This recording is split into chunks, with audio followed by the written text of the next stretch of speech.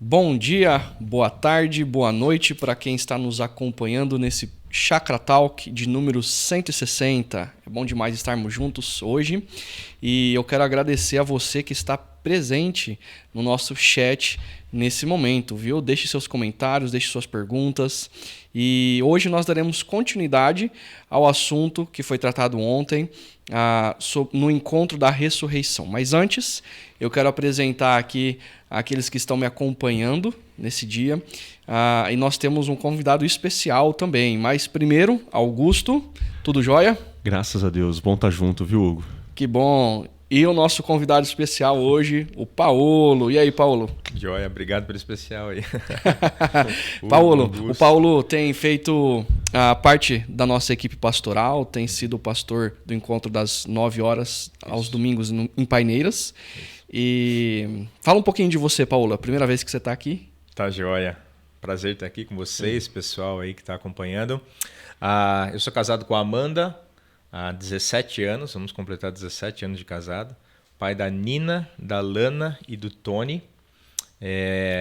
Viemos aqui para a região de Campinas no ano passado e nós estamos trabalhando e morando em Atibaia hoje, servindo ali na Palavra da Vida, no Seminário Bíblico Palavra da Vida. E houve o convite para conhecermos mais a chácara, integrarmos aqui, né, a equipe da chácara, sobretudo com o Campo das 9. Então tem sido um tempo bem legal, a conhecer também a comunidade, a galera aí tem nos recebido muito bem, obrigado pelo carinho. E também já estou aí no ministério há quase 17 anos como pastor, né? Que legal. Então tem sido uma caminhada aí entre igrejas batistas, com o Ricardo Agreste me zoou lá, né? Mas... Ainda falta o assembleiano, mas tudo bem. Batista, presbiteriano, falta assembleiano. É isso aí. Mas é isso. Obrigado aí pela oportunidade de estar com vocês. Eu só tenho uma coisa que eu não gosto, cara. Que time você torce? Pô, cara, lá vem. É na chácara, não tem como. Justo hoje, né? Brincadeira, cara, né, cara? Eu sou palmeirense, raiz, fanático. Mas assim, eu não brigo pro futebol. Eu só torço comigo mesmo. Sou fanático em casa.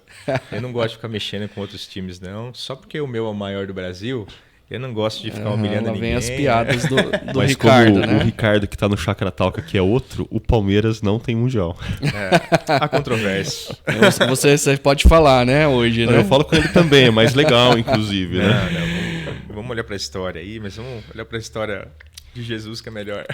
Eu brinco que tem dois tipos de palmeirense, né? Os que sabem que não tem mundial e aqueles que brigam por 51, que não faz o mínimo sentido, mas tudo bem. Tô vendo que você é o que briga por 51. Tem dois tipos de pessoas que estudam a história, né? Aquelas que brincam com a história e aquelas que levam a história a sério. Mas tá bom. É isso aí. Ok, vamos voltar pro nosso foco aqui. Obrigado. Gente, ontem nós conversamos sobre o encontro da ressurreição. E nós tivemos a oportunidade de compartilhar a partir do Lucas, capítulo 24, de verso de 1 a 12. Eu estive pregando ali no encontro das 9 e das 11 e o Ricardo Augusto esteve pregando no encontro de Barão às 9 e às 19 em Paineiras. Então também aqui somos dois pregadores compartilhando. A vantagem de eu ter estado aqui em Barão é que eu cheguei mais cedo, passei na Délia, pedi um expresso, um bolinho de laranja. Lá no Paineiras não teve isso, né? Você não teve o lanche entre um encontro e o outro, fica em paz. É que eu não tive dois encontros, mas são detalhes. Mas Barão tem esse luxo a mais, assim, vamos confessar.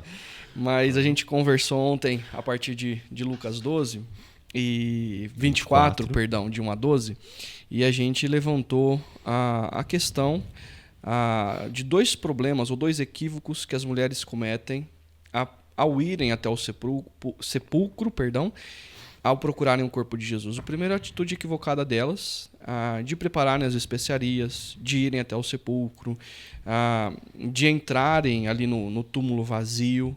E isso é fruto de uma cosmovisão equivocada. Esse é o segundo equívoco delas, né?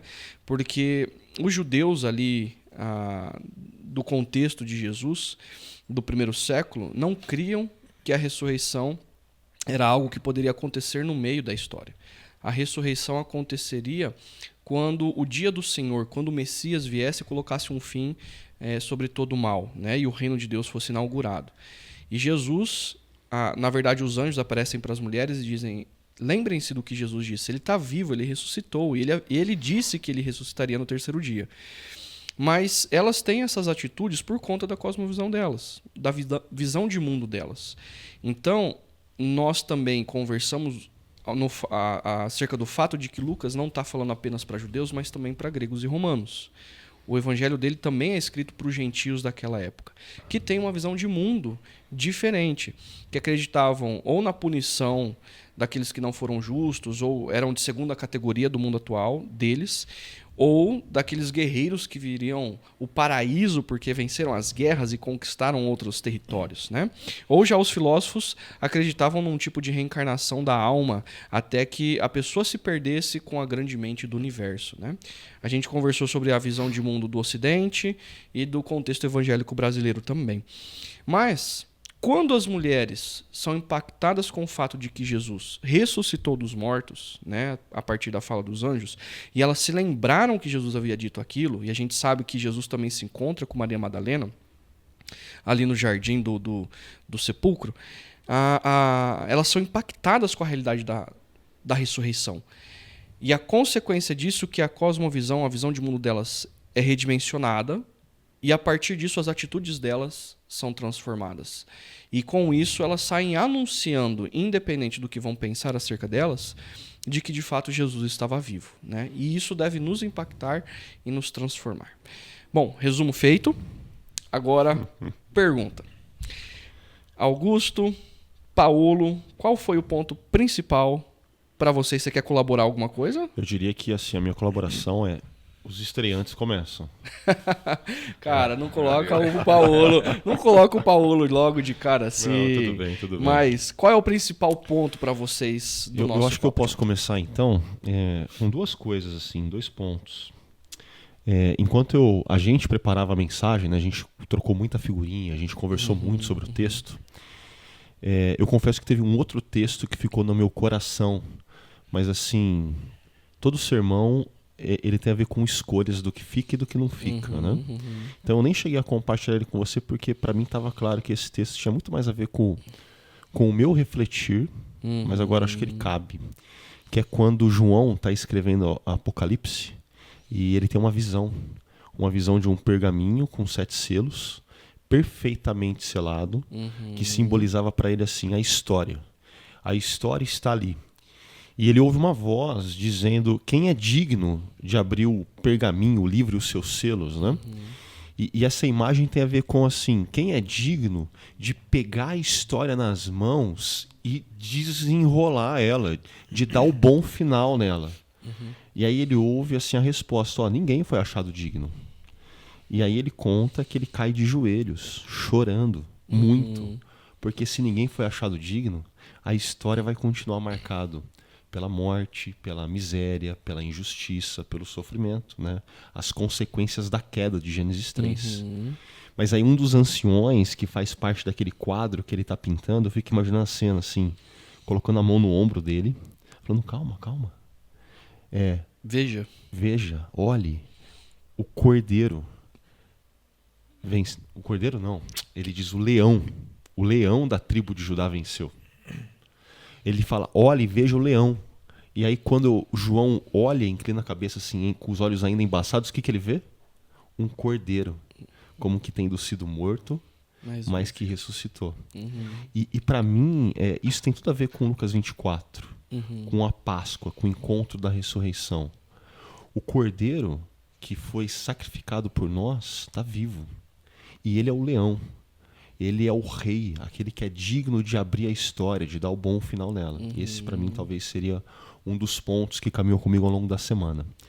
E o outro tem a ver que essa ênfase de Lucas não é só de Lucas. É dos outros evangelistas, é de Paulo.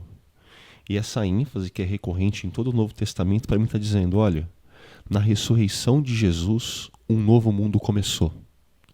E se vocês se renderam a esse Jesus, vocês também experimentam de uma nova vida. E vocês vivem aqui agora nesse novo mundo que começou. E isso tem implicações assim, gigantes para o nosso dia a dia de como a gente vive. Mas aí a gente pode conversar mais para frente no podcast. Muito bom, Augusto. Vocês dois citaram isso. Acho que isso é muito interessante. Como nós temos a facilidade de distorcer a história. Porque Jesus nunca escondeu o fato de que ele veio cumprir as promessas e de que ele iria voltar a viver. Mas como os discípulos têm dificuldade de entender o que Jesus diz. E trazendo até para nossos dias hoje, muitas vezes nós também somos assim. A gente tem a tendência de pegar aquilo que nós ouvimos na igreja e tentar transformar para a minha realidade, esquecendo da realidade maior que é a dele, que é o Senhor da história, né? Exato. Então, mas eu acho que isso foi muito bem destacado, mais uma vez, né? Ele anunciou, ele disse que ele voltaria a viver, e os discípulos não creram, não entenderam, coisas simples que ele diz com todas as letras, né? Eu serei entregue ao terceiro dia, esse templo voltará, né? Então, trazendo para nós, eu vejo que a doutrina, né, do fim dos tempos, né, apesar de ser uma doutrina meio temida por muitas pessoas, porque tem coisas difíceis de se interpretar, né? Mas ainda assim ela está sempre atrelada à questão da santidade, à questão do modo como eu me comporto, como eu vivo hoje, porque se a minha visão ela não for futura, eu vou viver como Paulo diz, né? Comamos e bebamos porque amanhã morreremos. E infelizmente tem muitos irmãos vivendo assim. Né? A minha esperança é só para essa vida, e não é. Tem que ser para o futuro, né? Se eu não contemplar o futuro, como Augusto colocou, a minha vida ela fica sem rumo, perdida aqui, né? E colaborando também com o que você está falando, quando a gente olha para as mulheres, né, e para os apóstolos, e até mesmo para Judas, depois Tiago e João, na própria mesa da ceia, né, as mulheres elas têm esperança para essa vida, com o Senhor delas vivo. E quando ele morre, a esperança morre. Tiago e João olham para Jesus e falam assim: posso me assentar à direita e outra à esquerda? Porque eles acreditam que a esperança é para essa vida vinculada ao poder político.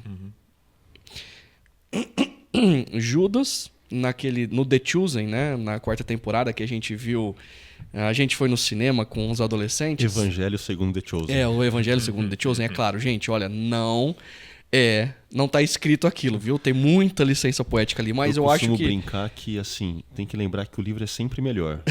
A melhor trilogia de filme pra mim é Senhor dos Anéis, mas os livros são melhores. The Chosen é legal? É muito legal, mas não tem como comparar com o livro, até porque esse livro, a Bíblia, né, é a regra de fé e prática nossa. Exato. Fecha parênteses. E aí, na licença poética deles, eu acho isso muito interessante, que Judas, os evangelistas, eles trazem ali que Judas ele era apegado ao dinheiro, né? E aí, quando Jesus começa a falar que ele vai morrer e ressuscitar, no The Chosen, né, no Evangelho segundo The Chosen,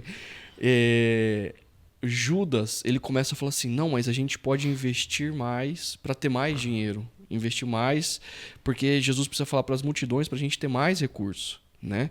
E aí quando Jesus, exatamente o que você está falando, quando Jesus ele diz que ele vai morrer, o coração de Judas vai para outro lugar, porque eles não têm a compreensão do todo. E muitas vezes o nosso coração não é apegado ao que Jesus fala, mas é apegado ao que nós queremos, né? As mulheres, um Jesus vivo, João e Tiago, o poder, e Judas, o dinheiro, né? E a gente é assim. E aí uma das coisas que mais me marcou, né, é a questão da ênfase que Lucas dá, não só no texto que a gente estudou, mas também nos outros cenários seguintes. Os discípulos em Emaús, indo para Emaús, depois na casa. Lembrem-se do que Jesus disse e lembrem-se do que as Escrituras dizem acerca de mim. E se nós queremos nos encontrar com Jesus ressurreto, vivo, nós o iremos encontrá-lo nas palavras dele, nas Escrituras. E a gente precisa pregar isso para a gente constantemente, porque o nosso coração é sempre voltado para as coisas práticas do dia a dia. E a gente perde a noção da realidade a qual nós pertencemos. E a realidade a qual nós pertencemos não se resume às coisas materiais, mas ao reino dele, né? E talvez a gente não tenha tido tempo suficiente para expor isso, mas é muito interessante essa ênfase nos 3 cenários distintos, com grupos de pessoas distintas. Porque é uma ênfase que vem numa crescente. Assim, os anjos para as mulheres dizem acerca da morte e ressurreição. Jesus, no caminho de Emaús, diz que a lei e os profetas já apontavam para a morte e ressurreição. E aí então ele começa a explicar como a morte e a ressurreição é o centro disso. Mas dentro daquela casa fechada com os demais discípulos, ele inclui até os salmos, os livros poéticos. Exato. Então quando a gente fala de que em Lucas 24 o desafio do lembre-se, esse imperativo, tem a ver com a morte e ressurreição, a gente não está dizendo que tem apenas a ver com isso, mas que tem a ver com a totalidade das Escrituras, de Gênesis a Apocalipse, aonde a morte e a ressurreição se tornam o clímax dessa história que está sendo contada e, ao mesmo tempo, aquilo que dá coesão, dá uma unidade ao longo dessa história. Né? E então, o que a gente está falando é o que nós precisamos lembrar, ou a visão de mundo que nós precisamos ter, ela é construída a partir do que o Jesus ressurreto diz, que tem a ver com toda a história, que tem a ver com tudo, de Gênesis a Apocalipse. Nada fica de fora. Mas tudo está encaixado a partir desse evento central, morte e ressurreição. Fantástico, fantástico. Agora, fazendo uma curva aqui, tem algum comentário do texto que vocês gostariam de aprofundar? Algum comentário de vocês? Ou que não foi tratado, mas você quer compartilhar, que acredita que é importante? Rapaz, como eu disse, todo sermão é uma escolha, né? E a gente teve que escolher deixar algumas, não apenas uma coisa de fora.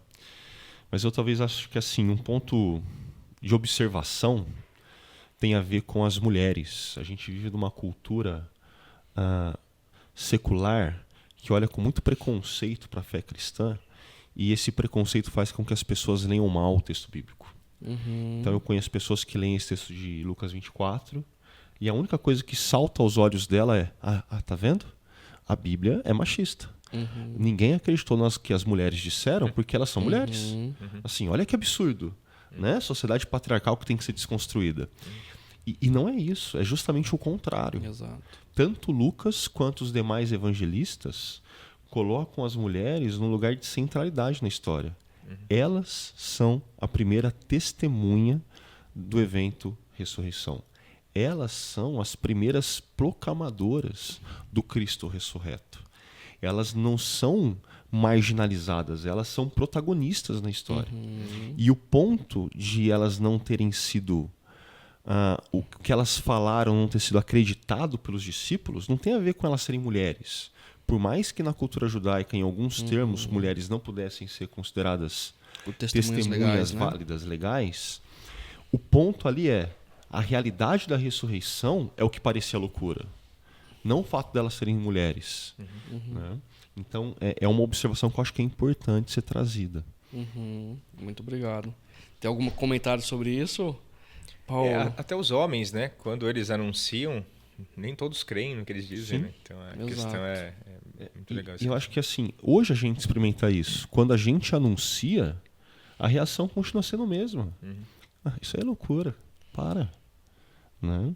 Então, assim, essa similaridade do que acontece com aquelas mulheres acontecendo conosco, para mim já é uma evidência de que, o problema aqui não é que elas eram mulheres. O problema aqui tem a ver que o mundo não compreende essa loucura que a ressurreição é. Né? Talvez nas palavras de Paulo aí da loucura do evangelho, né? Deixa eu tentar aqui sumarizar a coisa. Primeiro, as mulheres são fundamentais ao longo de toda a Escritura, apesar da cultura judaica. Né? E lembrando que na cultura judaica a mulher já tem mais protagonismo e direito do que nas culturas das nações em torno. Exato. E o nosso próprio Deus escolheu com que as testemunhas primárias fossem as mulheres, porque elas não são secundárias.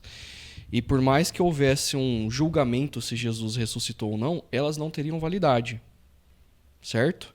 Mas Deus fez questão de que fossem mulheres porque é real.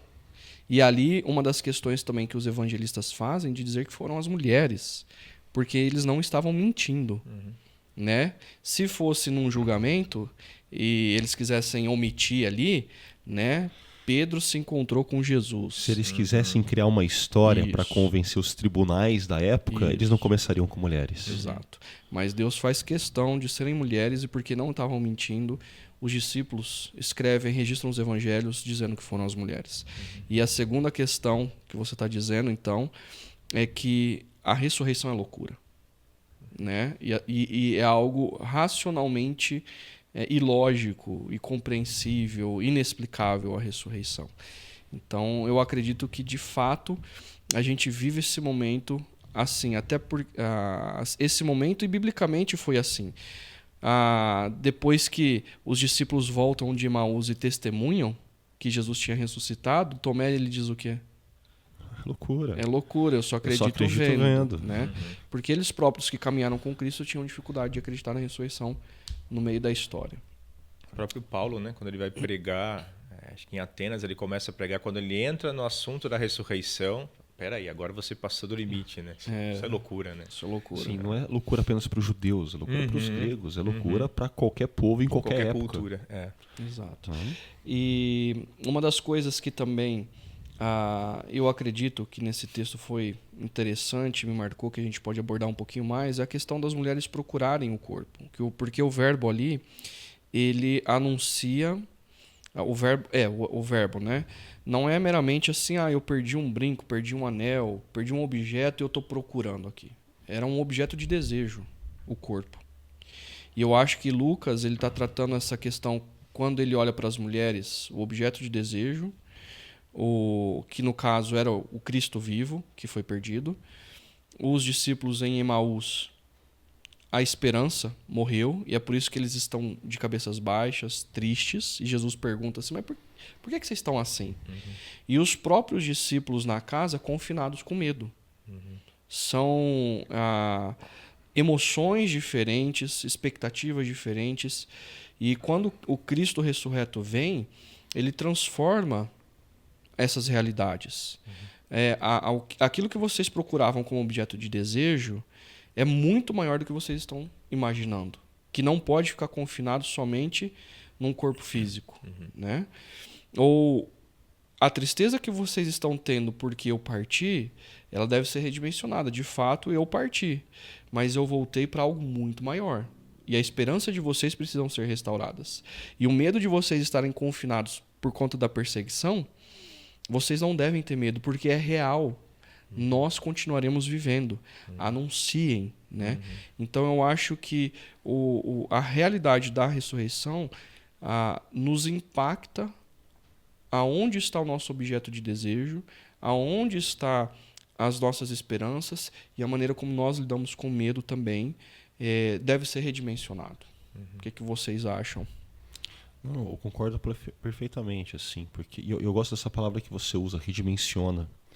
Porque esse verbo tem esse sentido. Eu perdi o celular, eu vou procurar o celular. Mas ele também tem esse sentido de eu tenho um desejo, eu tenho um anseio e eu vou procurar por ele, satisfazer ele. E aí a gente percebe que tanto aquelas mulheres, quanto os demais discípulos, quanto a gente tem anseios que a gente acaba acreditando que se eles forem saciados, então a gente vai ter plenitude, a gente vai ter tranquilidade, e as coisas vão se encaixar com muita serenidade na vida. E aí a gente descobre que não. Assim, o que a gente realmente precisa não é que os anseios e desejos que a gente cultivou por nós sejam saciados. O que a gente precisa experimentar é do Jesus ressurreto, que redimensiona, que mostra o quão maior é o nosso próprio anseio, porque é muito maior aquilo que ele está fazendo na história. Tanto do cosmos quanto das nossas próprias vidas. Legal. Tá até pensando nessa questão do redimensionar, né? Você citou isso, Hugo. Quando Jesus ressuscita e aparece para todos os discípulos reunidos, né?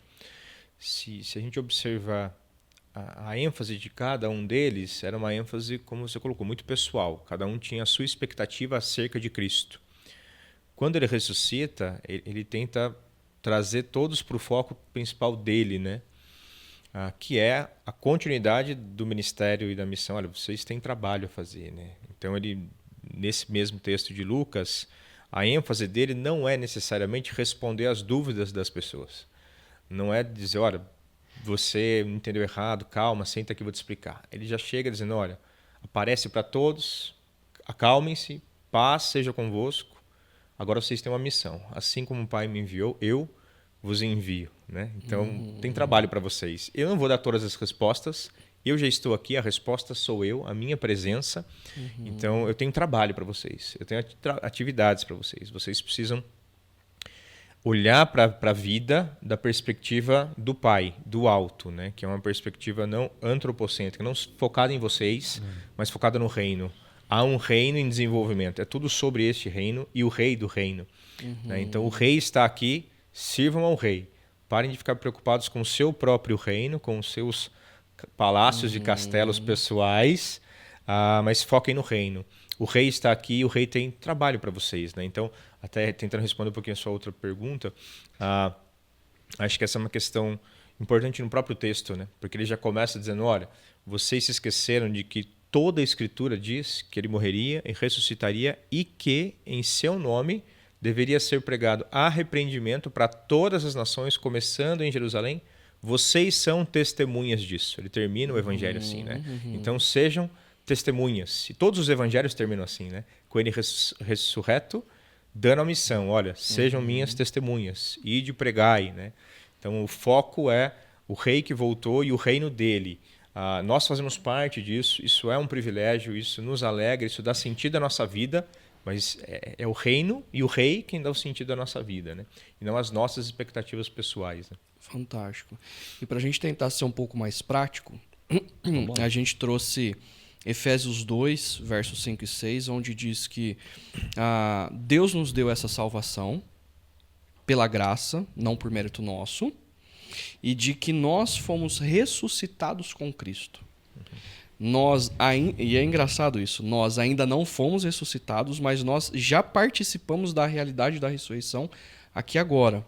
Porque nós recebemos do Espírito, e o Espírito nos é dado como, assim como Jesus, ele ressuscita dos mortos em corpo, sendo o princípio de tudo que haverá de vir, e o Espírito nos é dado também como o princípio de tudo que haverá de vir, nós já fazemos parte de maneira mística, de maneira real, né, concreta, dessa ressurreição aqui e agora.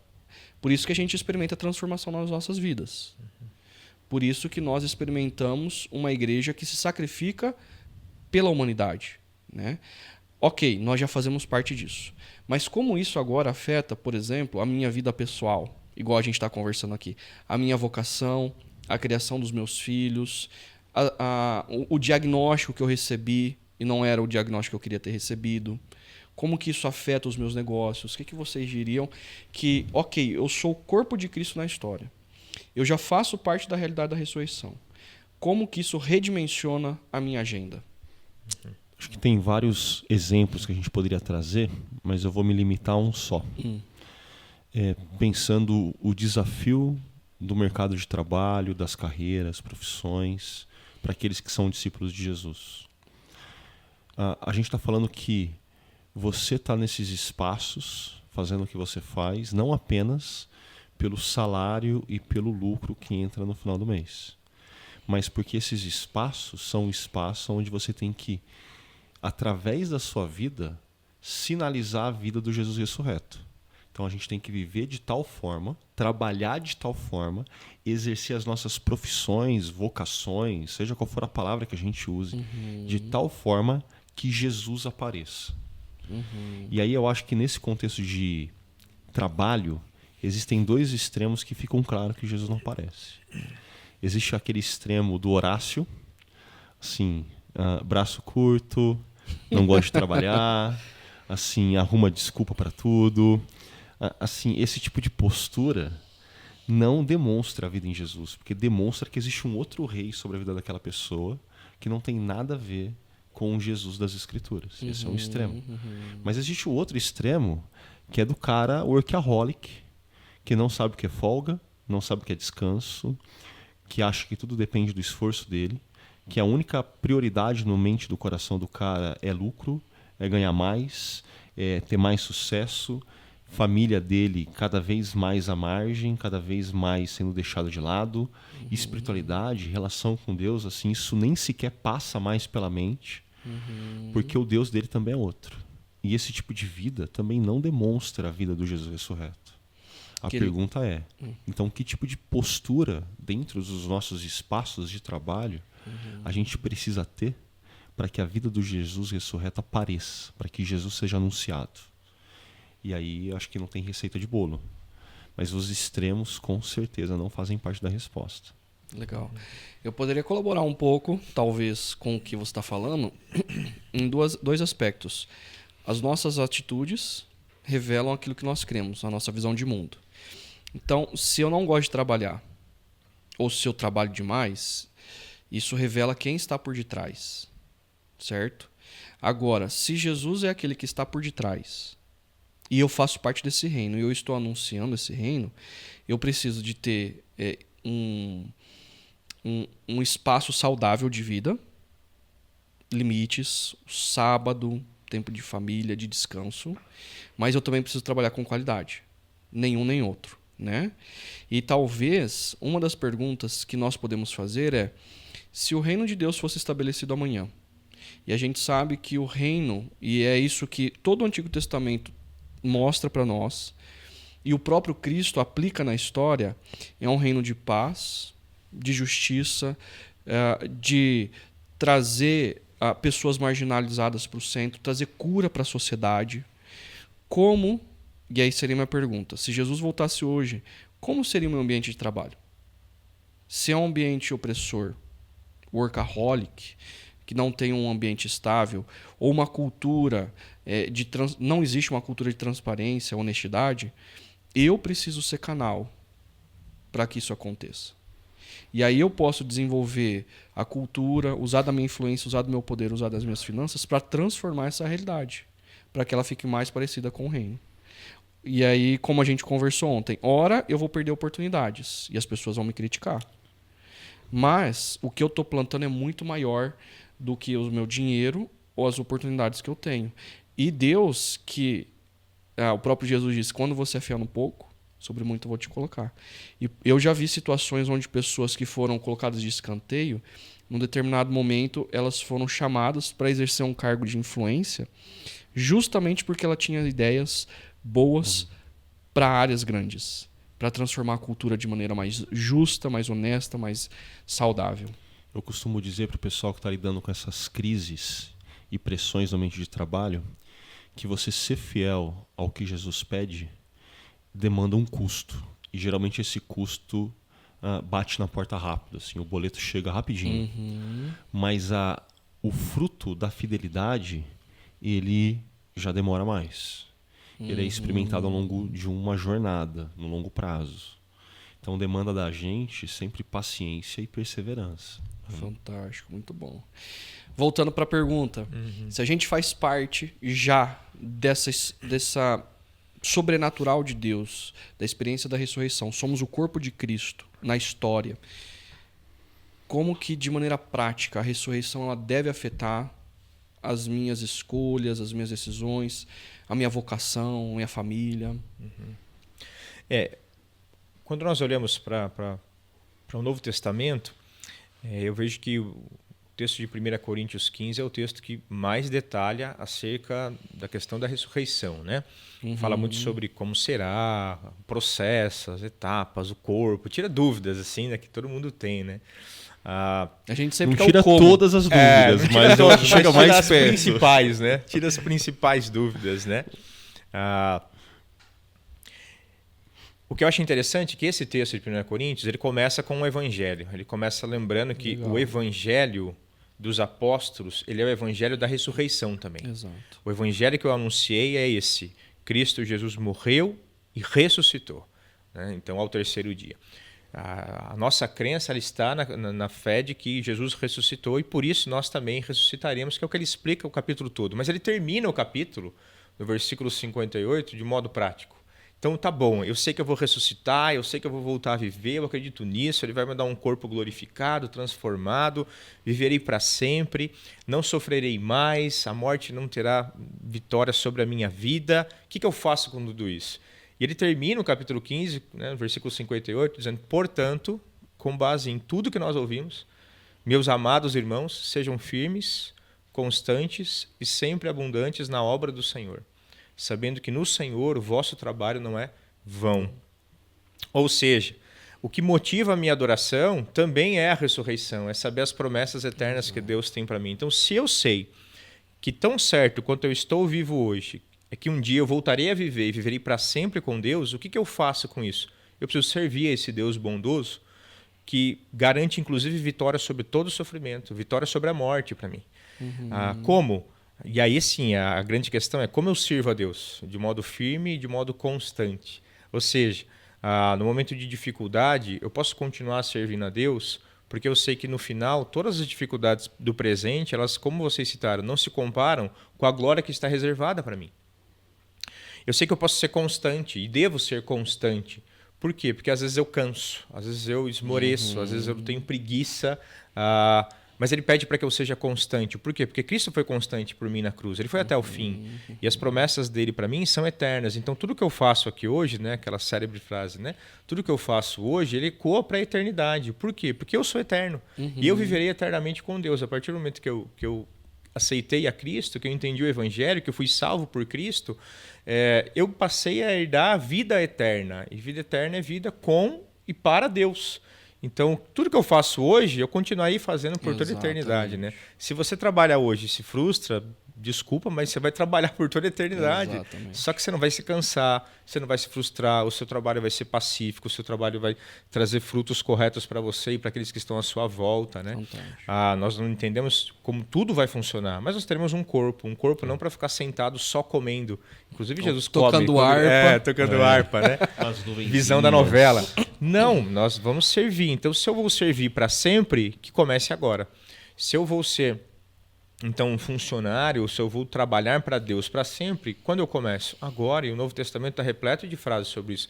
Sirvam aos seus mestres, os seus patrões, os seus chefes, como se fossem a Deus. Exato. Por que ele pede para que eu faça isso hoje como se fosse para Deus? Porque para sempre eu vou fazer isso. Para sempre eu vou trabalhar tendo Deus como meu chefe. Né? E esse para sempre nós precisamos entender detalhes dele. Eu diria só mais duas coisas. Uma séria e outra nem tanto. A séria, eu lembro a primeira vez que eu parei para ler sério 1 Coríntios 15. Assim. Falei, não, eu vou ler de forma séria esse texto. E eu lembro que eu fui lendo o capítulo. E assim, queira ou não queira, você tá lendo o versículo assim, com aquela tranquilidade, mas assim, tentando mergulhar nele, você já vai imaginando o versículo seguinte. E eu lembro que eu estava chegando no final do capítulo e falei, cara, esse capítulo vai terminar com Maranata, ora vem Senhor Jesus.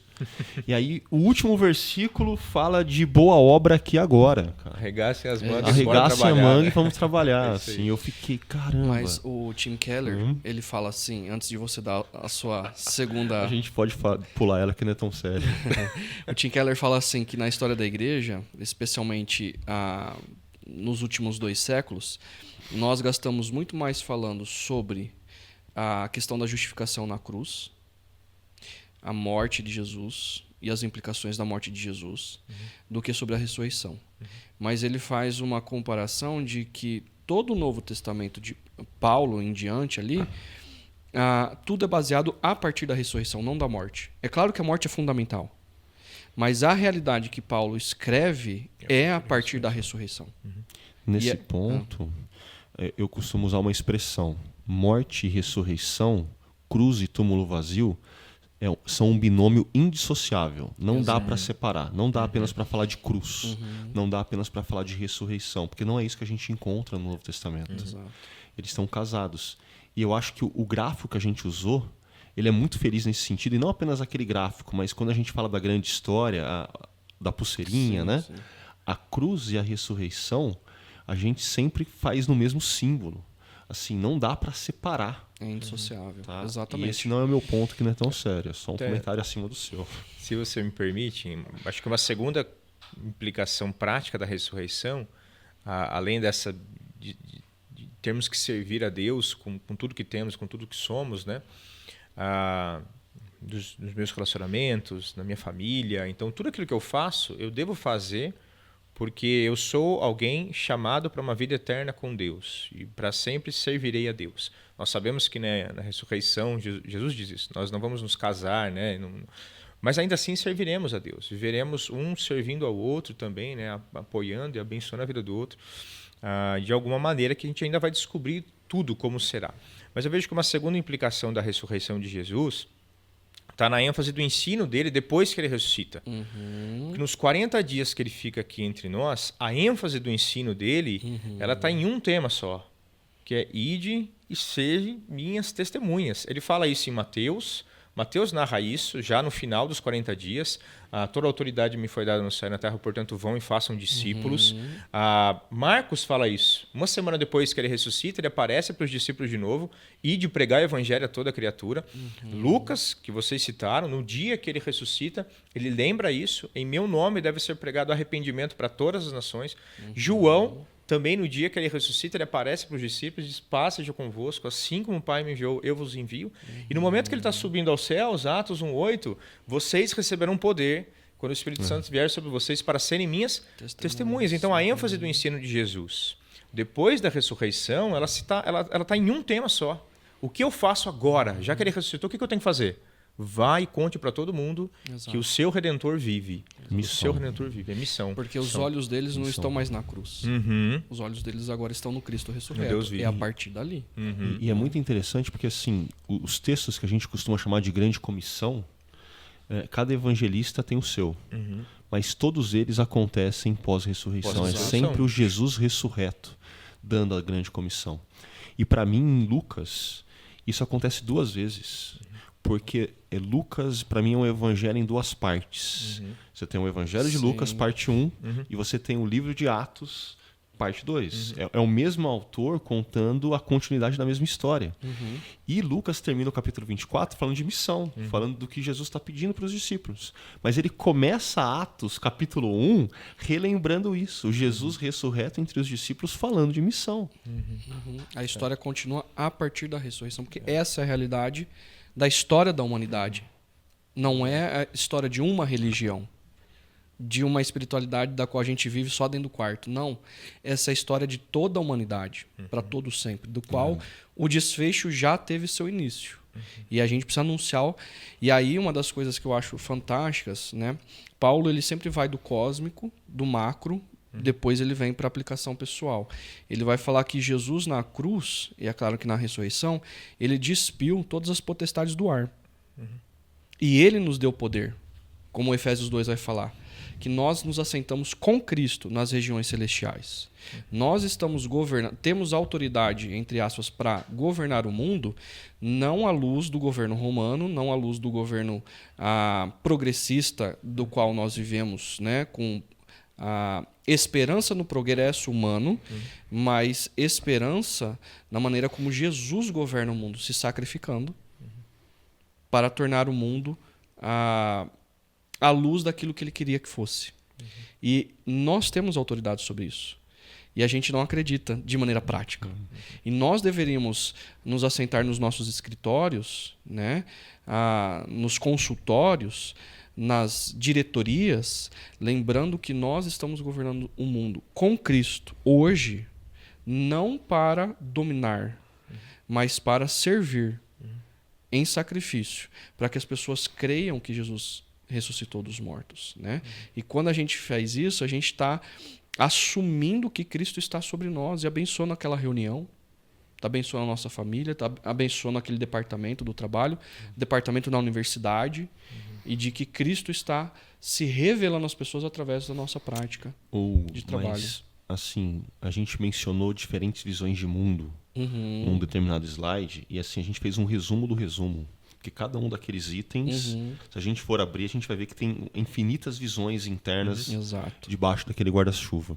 E o ponto é que essas visões de mundo, elas estão circulando por aí, e elas estão tentando ganhar a nossa mente e o nosso coração.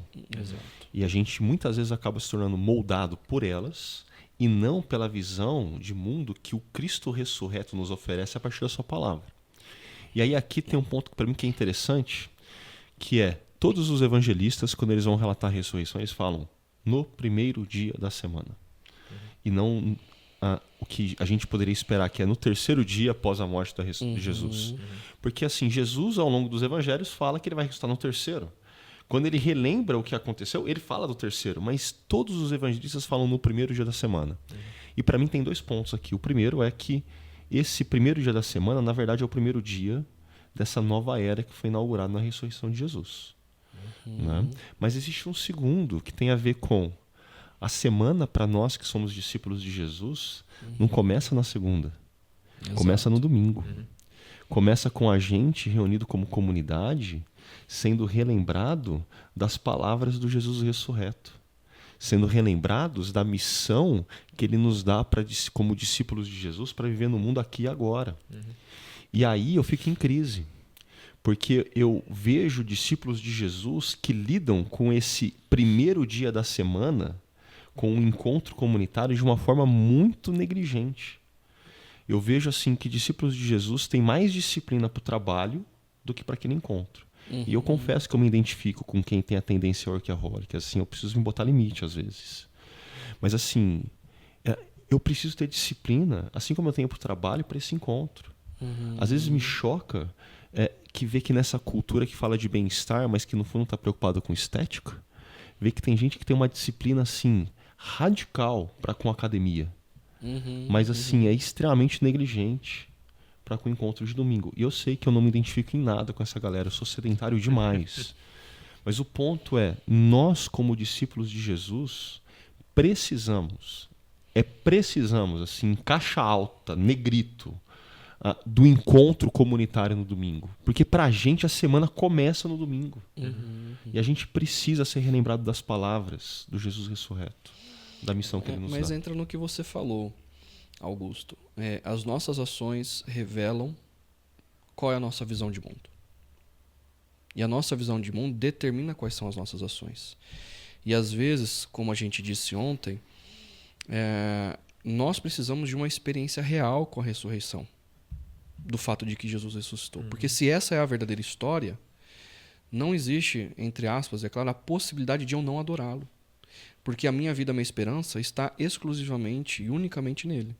Então, isso redimensiona tudo. A maneira como eu lido com o corpo, a maneira como eu lido com o trabalho e por aí vai. Ou com o lazer, com o prazer. Então, assim, no fundo, se nós tivermos e formos honestos nessa reflexão e formos, como Tim Keller fala, se a ressurreição impactar não só a nossa compreensão cognitiva, racional, mas inclusive a nossa autoimagem e os nossos afetos, os nossos desejos, compromissos do coração, os nossos compromissos do coração, com certeza a nossa agenda de domingo mudaria. Então, a gente precisa ter essa reflexão profunda. Se Cristo de fato ressuscitou, e o que isso significa? Porque a gente vive num mundo tão de bem-estar que o bem-estar se tornou o nosso guia. E por que eu citei esses dois exemplos? Porque a gente vive numa cultura que preza pelo sucesso. Sucesso está vinculado ao trabalho. Isso é uma visão de mundo que quer ganhar nossa mente e coração. A gente vive numa cultura que preza pelo bem-estar, e eu coloco entre aspas, porque para mim ela preza pela estética, e aí faz as pessoas irem para a academia. Isso é uma visão de mundo que está querendo ganhar nossa mente e nosso coração. Exato. Mas nós somos discípulos de Jesus. Exato. É isso aí, amigos. Estamos caminhando aqui para o nosso finalmente, por conta do nosso horário. E eu gostaria de perguntar para vocês se vocês têm uma última palavra para os nossos ouvintes, para quem está participando com a gente aqui no chat. O que vocês diriam, uma última palavra? Aquela palavra final, pessoal, um conselho, uma motivação. Tá joia. Bom, eu gosto muito daquele texto de Efésios que vocês citaram. Deixa muito claro que, tão certo quanto nós estamos respirando hoje, aquele que crê em Cristo viverá eternamente, voltará a viver, ressuscitará. Esse corpo que nós temos hoje, ele tem valor, porque a matéria tem valor para Deus, tudo que Deus fez é bom. Nós morreremos um dia, talvez todos aqui que estão ouvindo passem pela morte, mas a vitória sobre a morte é a nossa vitória final em Cristo. O último grande inimigo já foi derrotado por Cristo na cruz. Por isso eu não preciso viver com medo hoje, eu não preciso viver com anseios, com ansiedade. Eu posso confiar naquele que venceu o maior e último inimigo. Ele venceu todos, o pecado, mas ele venceu também a morte. Então, na vitória de Cristo sobre a morte, a minha vitória está garantida também. Essa é a promessa de Deus. Aquele que nele crê já ressuscitou. Deus coloca no tempo passado, né? Exato. Já ressuscitou. Você pode ficar tranquilo que isso é real. Então, se a ressurreição é real, nada que aconteça aqui, por mais que doa, por mais que machuque, nada que acontece aqui neste mundo hoje é capaz de abalar a vida de alguém que voltará a viver. Se eu sei que um dia eu voltarei a viver, nenhuma dor terá sobre mim, nenhum sofrimento eu carregarei. Cristo já tomou sobre si tudo isso. Então, as promessas eternas de Deus, elas devem ser mais do que suficientes para gerar gratidão no meu coração, para gerar amor no meu coração, para gerar um senso de urgência, para querer proclamar a si mesmo Salvador a outros e para servir a Deus com alegria, né? Então, pensando na ressurreição de Cristo e na nossa ressurreição, daqueles que nele creem, o meu conselho é que nós nos concentremos todos os dias no Evangelho. Porque o Evangelho é essa promessa, dessa mensagem de Deus, que lembra que eu sou um pecador, mas ele me amou, morreu por mim e ressuscitou. E aquele que nele crê um dia ressuscitará também, né? E todas as dúvidas, todas as crises, todos os medos, todos os anseios se dissiparão na eterna vida, né? Prometida e vivida junto com Jesus. Eu espero um dia poder sentar com ele, tomar um café, e tirar muitas dúvidas, ficar alguns anos batendo um papo com ele, deixando uma fila lá de pessoas esperando para conversar. Isso é na nossa cabeça, né? Pois é. Eu diria talvez 3 coisas rápidas. A primeira é: deixe-se impactar pela realidade da ressurreição. Encare o desafio, se você tiver dúvidas, de mergulhar nessa jornada. Eu relembrei o pessoal do Lee Strobel e da história dele, né? Tem até uma série de mensagens lá, o caso Jesus. O segundo ponto é que talvez assim, você está ouvindo o podcast e está pensando, mas eu estou encarando batalhas, eu estou lutando com problemas de saúde, eu estou encarando crises familiares terríveis.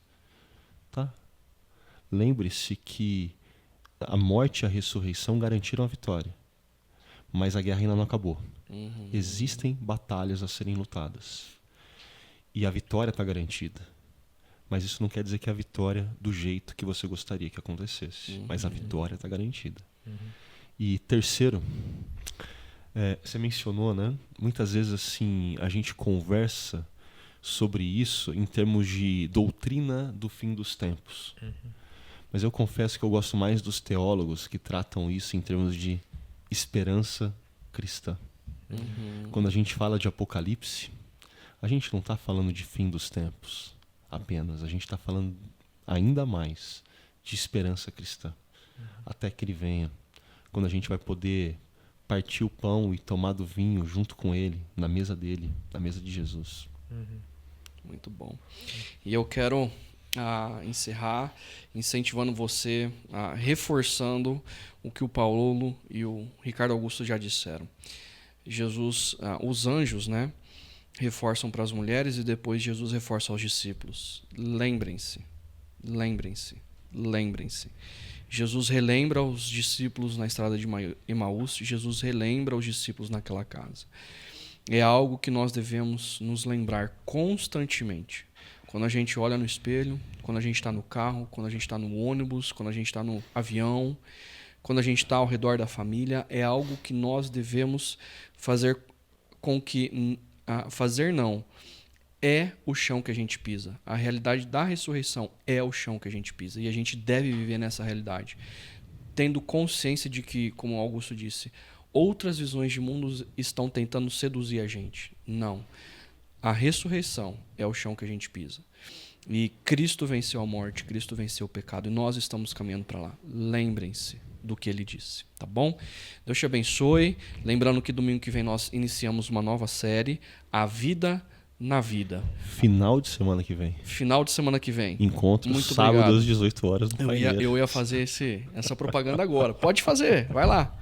Não, é que a gente fala muito do domingo, mas por conta da nossa comunidade não caber num único lugar, um novo encontro aos sábados emergiu, né? Então, sábado 18 horas no Paineiras. Domingo, começando aqui Barão às 9 horas, com o bônus Adélia, para quem gosta de um cafezinho e de uma padaria francesa. Paineiras 9, 11 e 19 horas. Aí eu sou suspeito, das 19 é o melhor. Eu acho que é o das 11 e eu acho que o Paulo... É o das 9. É o das 9, né? Brincadeira à parte. Mas que Deus te abençoe e não deixe de compartilhar esse conteúdo, não. Nos vemos domingo ou sábado. Deus abençoe.